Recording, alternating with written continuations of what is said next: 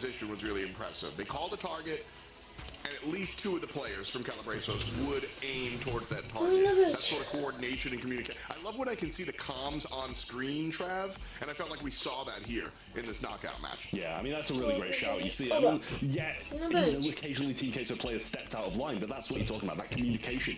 To, acknowledge when someone steps out of line, communicate to your teammates, and just wipe them off the map. I mean, that doesn't really seem too right, does it? But 4-0-2, and I mean, I imagine this is maybe from the previous sets, but Calabresos definitely playing that one pretty well to finish it off, and I'm pretty confident for them going into the finals.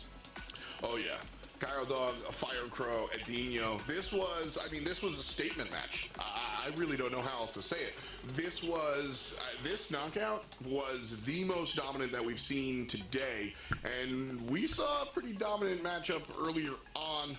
I gotta go back and watch the VOD, but we've seen some dominance today, and I think this one takes the cake. Yeah, it really does. I mean, Calabresos, you kind of expect them to get all the way to the finals, but to beat Team Queso in that fashion, really not so much. Firecrow going to be taking the MVP down. I don't think any of the members on Calabresos could have taken the MVP down on this one. All played well, all played as a team, and as you said, communication was on point. Love that. That's always my favorite, is the team play. I don't know if that's my favorite. Sometimes I do like to see that guy just stand tall, but it's hard from the commentator position to say no to the teamwork, dreamwork type stuff, right? And so here we are, Firecrow getting the MVP as voted by y'all in the event.brawlstars.com, which is always one of the cool things. Brawl Nation, big community. Thank you so much for hanging out with us, and thank you so much for joining us for the finals, which is coming right after this. Yeah. Unbelievable scenes here. SK falling like cards. I'm not going to back down from what I said. It's SK Gaming running away with it. What do you have to say now? This is the peak of Brawl Stars esports, I'll be honest. Brawl Stars Championship. In 2023, one team entered the season with massive expectations. This team is in complete chaos. And a bitter rival standing in their way. They both had huge points to prove. At the end of the season, only one team can lift the World Finals trophy. But are there other ways to measure greatness? Not suffering noise, right? Like what they say.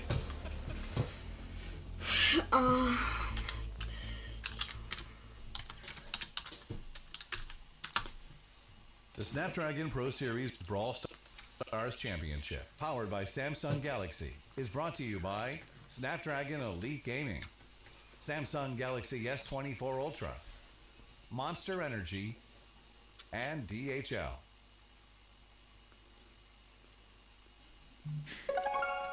Welcome back. Told you to be a short break. We had to go ahead and grab Arc and also show you some of the cool stuff behind the scenes. Shout out to the people making that SK story. I mean, really, when we talk about esports in our communities, it's the people, not just the pixels. And that's what I signed up for. I'm so excited for it, Arc. I can't wait to see it in its entirety. So that storylines, this is what we live for, what we work for, and ultimately, what a fantastic story. Oh, you can have pretty rough starts to the year, but you can come out still smelling of roses, and this is the time now for many of these teams that may not be getting it quite right this month to come back stronger in the months to follow. Talking about coming back stronger, Calabresos certainly did just that. They came back from a break and they smacked down their opposition to find themselves in the grand finals versus CBD, who I think had one of the biggest upsets today here, Trav. Fofolet's falling down to CBD. Now, the CBD team is no slouch, but Fofolet's really put on a show in those quarterfinals. As a result, in my opinion, upset. We see CBD in the grand finals. I think it's fair to say that it was an upset. CBD, we didn't really expect them to come in today making it to the grand finals. Semi-finals, yes. Grand finals, not so much. I mean, clearly Arc thinks that they're going to be winning the grand finals, never mind getting there. Whereas me and you have gone for the CBR. I think that's a safe bet. Arc, I do gotta say, branding, I'm that guy. I think the logo CBD has is the best. Just the VT Zim t-shirt. Sign me up. I want one. Please send me one. But you got to tell me, that's not why you chose them for the grand finals, right? I mean, we've got to reiterate the upset that we witnessed earlier. You know, Motep and Pekka were with Now Esports last year. They won 5 out of 6 monthly finals. Like, that is the big...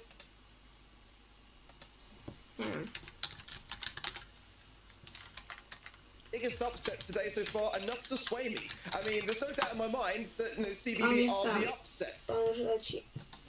Znaczy nie, czy jeszcze jest ten. No, underdog characters in this storyline for me. But they're playing so well, it was enough to convince me to sway over and go against my other predictions on event.brawlstars.com. And I'm here for it. I mean, Clash were the number 2 seed in that regard last year, and they've already knocked out the number 1 seed from that side. So I'm here for it. I respect it, man. I mean, we've done these Długo przetrwały w zadymiarskiej dżungli nie lada wyczyn, biorąc pod uwagę, że używa zabawek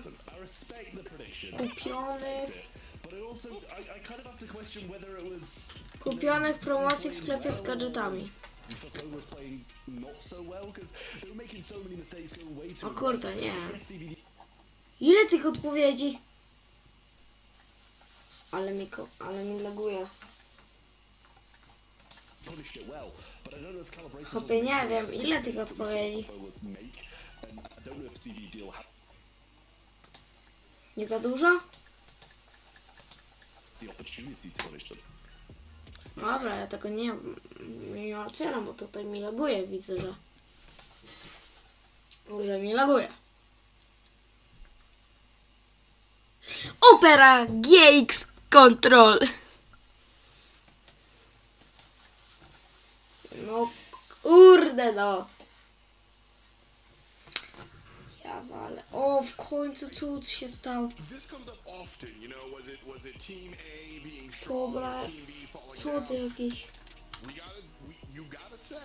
That a big part of being a winning team is learning how to take advantage of small mistakes. And so, while Calabresos don't often make large mistakes, they rarely make small mistakes. You notice I didn't say never. And so CBD might be able to find 1 or 2 little holes in the armor, 1 or 2 little handholds arc. And so, you know, I asked for my prediction, and I think Calabresos was really dominant. But I'm picking up what you're putting down here with CBD. Their upset against Fofolets was really, that's going to be a story people are talking about. Yeah, absolutely, and I fully see what Trev's saying, and I do agree as well. Like, there was definitely a side that Fofolets were not really pulling in their weight today. And, you know, I think for many of us last year as well, this predominantly ex-Clash, a roster of Adino and Kaido coming from the Clash side, you know, we expected to see more from them last year. It took them the entire year to get to that final monthly final in August to actually get that win in the grand finals. So, I mean, this is certainly the tides lining up for them to maybe do something well today. But it's a bit more difficult to me, but we'll see what the poll says. Okay, there you go. Trochę beka, że on tak gra. Dobra. I mean, no, I give it to you. 52 and 48, that's close enough. And Trav, we will see you after the jump, because right now we are jumping right in ribbon to New Horizons. We'll start things off with Knockout. I think this is a fun one to start off with because it's such a different pace than the rest of the respawn modes. We get a chance to see something different right away. Specjalnie tak też to powiedziałem. Specjalnie. Look at the gene bands on both sides as Brock locked in first. Przepraszam. Baron locked in before Piper. Interesting for me. And with the max ban, it would be making more sense to consider her as because Doritos. Doritos bierze na nie. To prevent that very idea, it's very smart actually from CBD there. I mean, Nani not being banned now leaves Calabresos with that kind of dilemma. Do they want to bring in the Piper and kind of risk it or have something with a bit more safety behind it? Certainly Nani at the moment is such a great spot in terms of the meta, can have a really hard-hitting pack of a punch behind it. And Byron, I mean, it just seems to be very much a regional idea here, which they just keep bringing in. But Charlie, she's not banned. I've got to ask the question why. It's surely a matter of time before we see it come out to play here. Yeah, I mean, sometimes Knockout is a unique mode. The fact that you don't respawn definitely changes the way the draft is compared to all the other modes. Like sometimes with Hot Zone, Area Denial is more important. I still don't see why Charlie. I am very interested in to see where this one goes. But we've got Brock and we've got Meg and Adino looking for one more selection here. We've seen a heck of a lot of Pearl, and okay, we haven't seen Bonnie all day, but I literally mentioned her earlier with respect to how the draft changes on Knockout. The downside to her diving in isn't a downside because nobody's there to kill her after the fact. So, interesting choices, the first of today. Yeah, certainly going to have a good time going into the Byron, but the splash, of course, is definitely going to be a deterrent of that, and going in early with the morning would be my approach there, but there's Charlie. That is just honestly being so underbanned currently. It's had such great success across other regions. You know, it was not even played in the World Finals because it was just that strong, and I think still, having come down with a couple of nerfs, it is still in such a great spot. I think that for me, I'm loving what CBD brings to the table here. Opting away from the pipe is wise because the Meg being there is going to be a big deterrent of that as well on the side of Calabrasos. So I'm really liking this draft on the side of CBD, but not to say that there's not holes in it. If that body is able to time those jumps wisely and eradicate, you know, to make it that 3 versus 2, it could fall quickly. I gotta say, I didn't think I'd be saying I like the draft with Byron better today, but that's what I'm saying here. I think the Charlie is just stronger than some of the other options we see across the way. The Nani big damage on the KO, but Spider Lady not able to step up and capitalize. Cowdog still half HP and healing up, so the Spiders won't make it all the way there. They'll just dancing for now. Yeah, just dancing around, just getting some good damage. The VT's in very low here. That last rocket return center, but not enough to keep him alive. Now that 3 versus 2 that surely CBD were dreading here, and a chance to tie up this first round cleanly, get some supers and get some utility along the way as well. Kaidog again doing a good job of pinching around this left-hand side, and the pinch is really working out nicely. Doris is surely going to fall him one more rocket. Just Calvin now is going to save his super, save that utility for the next round. Calabrasos. You know, you brought up supers there, and I want to touch on that with Bonnie. New gear shifts the amount of shots she needs to get that super. So that might be influencing some of this decision into picking her out here. Mid lane, not going to be Nani this time around. BT's in instead, shades over to the left-hand side. Nani obviously going to be able to have a better time in mid because of the way the shot goes, and doesn't have a good time on the left because of the way Brock's shot goes. And just like that, CBD falls over, and game 1 is over. Is that, I mean, ultimately the Nani can shred through a mech, but the positioning there just wasn't great on that left-hand side, and the pinch came forward, and it was as quick as that. Very clean, very clean there from Calabrasos. You can't deny that at all. And I think for me, some adaptations to be made. Slowing down the pace wouldn't be the worst of ideas here for CBD, is, you know, getting that utility to the Byron to be able to defend better against the Bonnie, and just having, of course, the cocoon for Kalba. That's the sort of thing where you can really create that susceptibility within your opposition. Big shift of the lanes here on Calabrasos' side as well. It's Meg now wrapping around, and a kill going the way of CBD, which is big. That's the first one of the contest so far, 2-on-2. And it looks like the blue team pincered. Edinho gonna come right in here, but Cocoon is strong. Chyba będzie ginąć. Zginął. Doesn't even need to. Czy będzie klacz? Czy będzie klacz?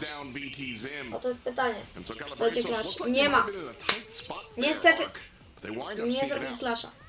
Yeah, CBD could have definitely handled that one better for me. I mean, Adina was in a really tight position, but ultimately had the HP to survive on, and that was the key, really. Kaidog evading with the rocket laces there was a really nice play from him. It was just to heal up and come back. Body blocking attempts for sure from BT Simply. Oj!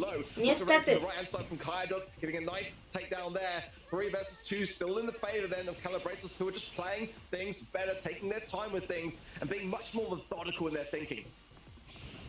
Meg, just such a different character. Firecrow does have that super.